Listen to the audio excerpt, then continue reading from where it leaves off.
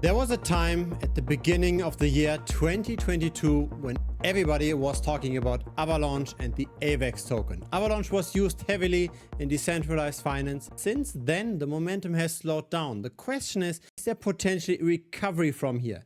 Is AVAX cheap enough to buy now low? In the end, crypto is all about buying low and selling high, and Avalanche tends to be rather low right now. Now, here's the picture that most people see. This is Avalanche's total value locked over time. So how much capital is on the chain? And at the height of DeFi summer, there was more than 10 billion with a B worth of value on the blockchain. Then came the massive collapse with Terra Luna, the DeFi winter. But maybe something is turning around. Because when we ignore that massive bubble, something has changed. Now this is the total value locked in US dollars. Have a look at the same thing measured in AVAX tokens. This way we can then have a look at how much is the blockchain itself used, where we completely ignore the price movements of the AVAX token itself. Because a lot of value on the blockchain is bound to the AVAX price. And then we get this chart here. Again, very similarly, an initial run up with a subsequent crypto winter. Since the beginning of last year, so for the last 1.5 years roughly, the total value locked moved from around 20 million all the way up to above 80 million, a 4x in usage. Now, to figure out where the price might be going from here, we can't just look at the usage. We can't just look at demand.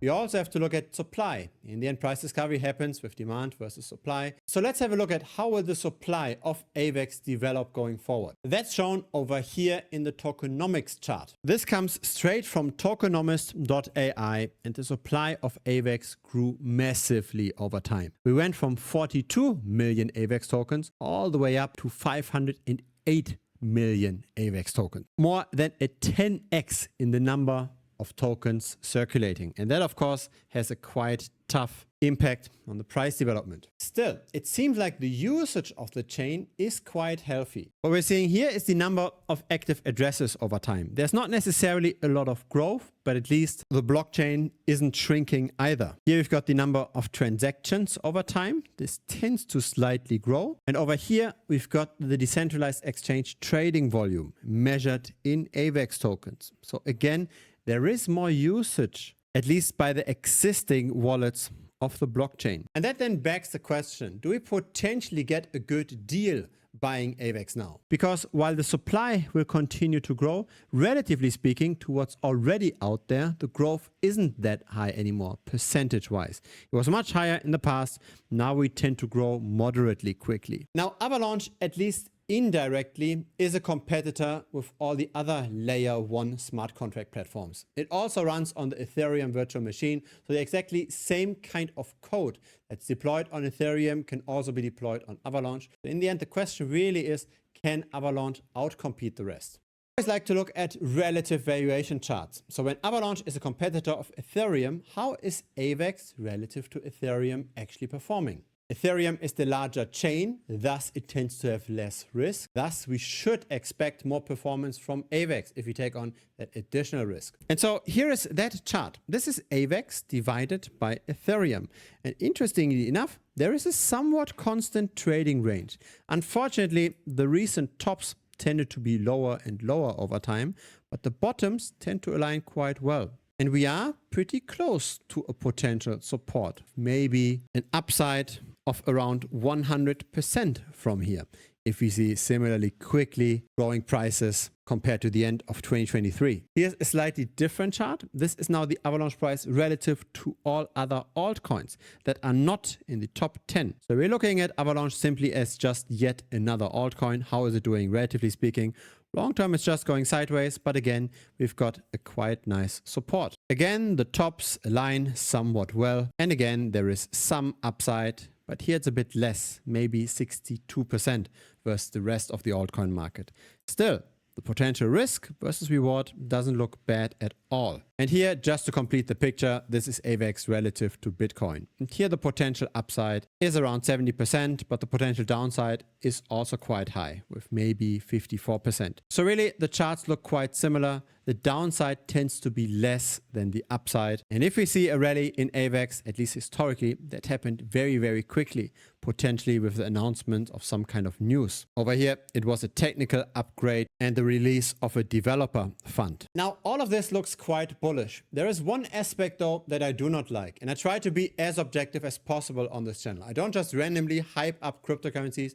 I try to look at the pros and the cons. And the cons for Avalanche is unfortunately how much short-term leverage there currently is in the asset. Leverage in the form of perpetual futures, in the form of derivative contracts. Have a look at the trading volume in the last 24 hours. On the spot market, we saw 68 million on the most active exchange. Compare this with the perps. Over here, we had more than 500 million worth of trading volume. So really, the price discovery currently happens on the perpetual futures, not on the spot market for Avalanche. The perpetual futures with the massive leverage are driving the price action, and then arbitrage bots are balancing this out with the spot market. And so here is the state of the perpetual futures market. Most people tend to bet on rising prices of AVAX most of the time.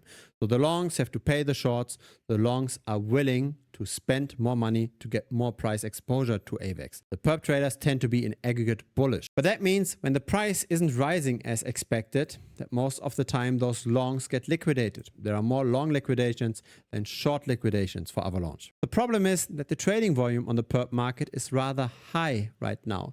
And that tends to correlate with the spot price, right? When the spot price is high, we tend to also see more trading volume. Currently, seeing high trading volume that could potentially go down could mean that the spot market could follow. Now, the correlation is even stronger when we look at the open interest.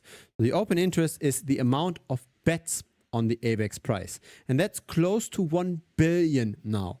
And just have a look at how much the open interest correlates with the AVAX price. As there are more bets on the price, we tend to see a rising AVAX spot price.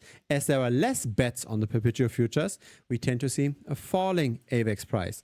And currently we are close to an all-time high in the open interest. When this is coming down, and the AVAX price will go down with it. And that's the big problem. That's why there's a real chance that AVAX might underperform Ethereum and fall to its secondary support after a drop of 33%. Or why there's a chance why AVAX might underperform the other altcoins by another 22% before we see this secondary support potentially helping. The real problem right now with Avalanche is that there is quite a bit of upside, that there is a real support, but there's also a lot of leverage in the price that can deflate at any point in time. So I don't bet on any direction for AVAX right now. I either wait for a quick run up. Let's say we see some positive news again, we get close to that resistance line again, and then I will short at the top, or I'm waiting for the short-term leverage to de-lever, for the open interest to go down again, and then I might go long at the bottom support in those relative valuation charts. For example, here versus others, versus Ethereum, or versus Bitcoin. Now, I'm trying to be different on this channel compared to most other channels. Most other channels just say buy asset A or buy asset B and you will make a 10 or 100x return. But most of the time, most people just get wrecked in the process because sometimes there's a conflict of interest, right? The influencer might already own the token, or the influencer might have even gotten paid by the project to talk about the token.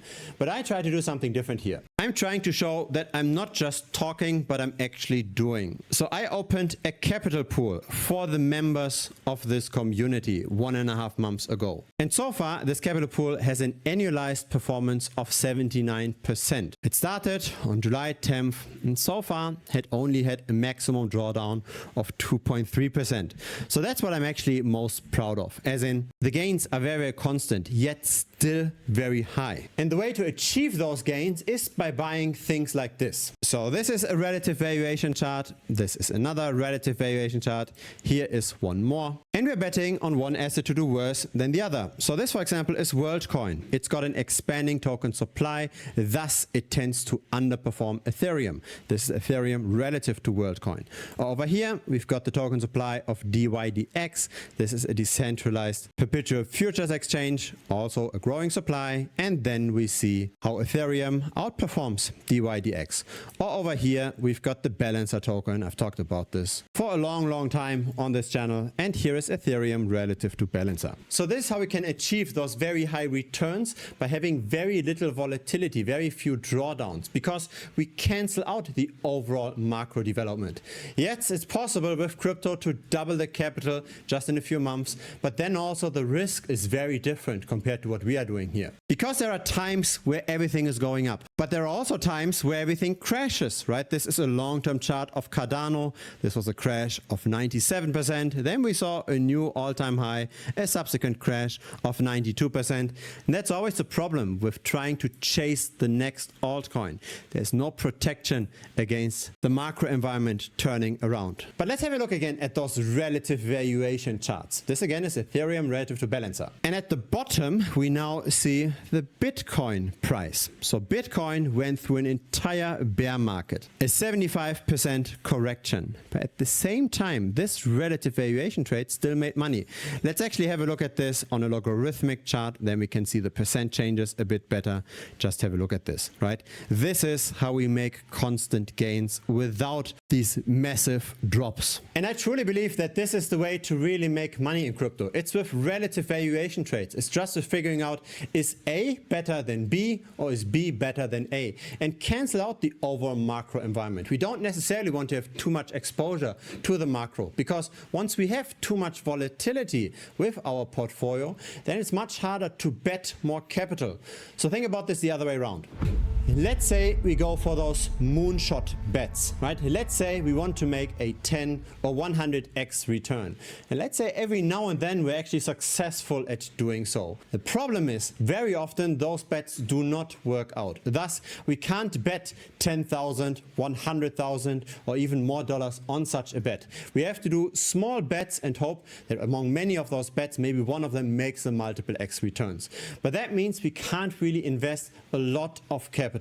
The lower our volatility is on an asset, the more we can potentially deploy, because then, at least mathematically, it's less risky. The less risk we have, the more we can deploy. The more risk we have, the more the risk of ruin, the more the risk of going down by 80 or 90%, the less we can invest. It's a bit like doing those very small bets, hoping for the best outcome, versus actual serious investing where we get nice compounding growth. And so yeah, there is this capital pool. The members get exactly this return right now. I don't just talk the talk, I'm actually showing the world openly how things perform in the open market.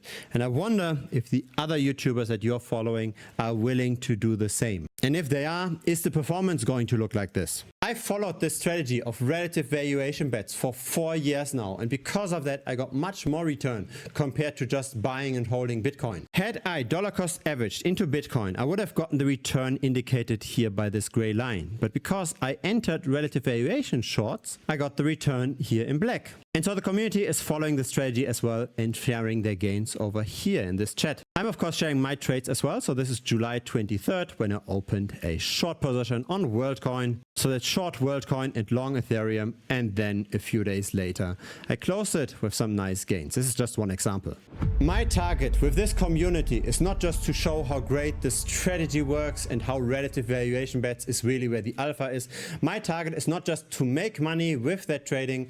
My real target is to create a community where most members make money with the same approach as well. Of course, with the community capital pool, I also take a cut of 10% of the gains, but I think that's still comparatively fair because most other hedge funds, they take 20%, and at the same time they also charge 2% of the entire principal every year. There's no such charge that I'm doing here for the members. The capital pool has been closed though, so the maximum deposit limit has been reached. There will be a new pool opening at the beginning of next year, but still you can manually copy trade everything that I do. I share my trades in real time. And while everybody can share testimonials on websites, it can sound like it's cherry picked, right? Maybe the majority of people don't really make money with this. But that's why just today I asked the community members, has Premium helped you improve as an investor? And 87% said yes. Yes, I myself also voted with yes here, so make it maybe 86%. So of course not everybody is happy. There are people that are still not able to make money, but I think 86, 87% is not too bad of a ratio. If you're willing to learn, if you're willing to follow the content, if you're willing to also implement the risk management strategies, then there's a very good chance that you will be among those 87% as well. I was thinking about this. How can I make this actually as easy as possible for new people to enter here? And what I thought is maybe I try to find an approach to make this with as little risk as possible. As in, I thought maybe there's simply just a bit of content that you have to watch first. Then I share my favorite trade that I have a lot of conviction in. And then after 1 month, if you don't make money with that trade, then I will just refund you the entire membership fee.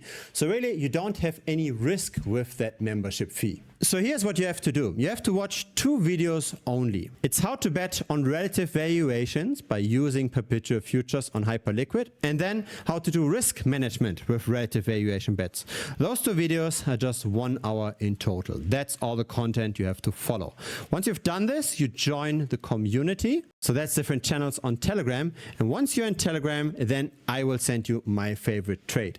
Trades that look very similar to this and this and this, for the same reason, because of token inflation. That's why those tokens tend to do worse than Bitcoin, Ethereum, and Solana over time. And if you're not making money on a chart like this after 1 month of joining, then of course I'm willing to just refund everything. And with everything, I mean, of course, the membership fee, which is currently $125 per month. So this is now for the manual copy trading. This is now for learning how to actually make those bets. But if you're interested to be among the first people to join the next capital pool, which will launch at the beginning of 2026, that announcement will be made to the annual members. There will be an additional cost. It will not just be the annual membership, but the annual members will get early access. So feel free to change from monthly to annual if you don't have that much time, but you do have more capital. So that's more of a hands-off approach. If you have at least $10,000, better even more to invest in crypto. Then the annual membership might make sense long term. A link to premium will pop up directly here on the screen. Just click on that. It will lead you to the website. If it's the very first time here, feel free to subscribe. I publish here regularly. A like would be very much appreciated as well. It helps the channel grow. See you next time on YouTube, or see you in premium. Cheers.